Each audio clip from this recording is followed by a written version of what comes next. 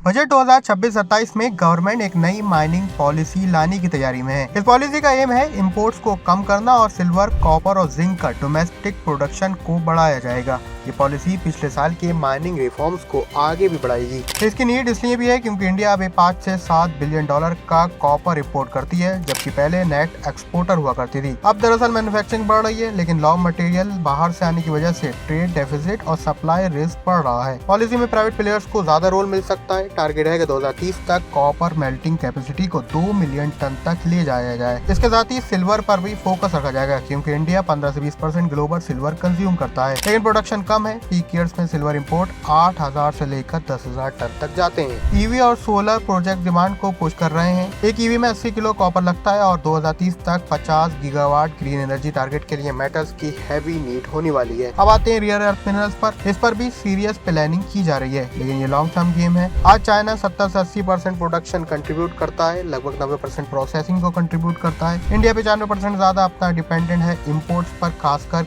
Rear earth minerals की बात करें तो। ऐसे में सरकार 2026 तक 20 से 30 क्रिटिकल मिनरल ब्लॉक ऑक्शन कर सकती है, ताकि 2031-32 तक प्रोडक्शन स्टार्ट किया जाए। ओवरऑल ये माइनिंग पॉलिसी ट्रेड डेफिसिट कम करने, 8% ग्रोथ ट्रेजेक्टरी को फ्यूल करने और मेक इन इंडिया को रियल स्ट्रेंथ देने के लिए एक इम्पोर्टेंट स्टेप हो सकती है। माइनिंग क्योंकि टफ होगी और पॉलिटिकल है, लेकिन अगर इंडिया को असेंबल के आगे बढ़कर फुल मैन्युफैक्चरिंग पावर बनना है तो सिल्वर, कॉपर और जिंक, साथ ही रियर अर्थ मिनरल्स पर कंट्रोल बनाना बेहद जरूरी है। सरकार की इस नई पॉलिसी और माइनिंग पॉलिसी पर बजट में आप किन बड़े बदलाव की उम्मीद कर रहे हैं, हमें कमेंट सेक्शन में जरूर बताएं।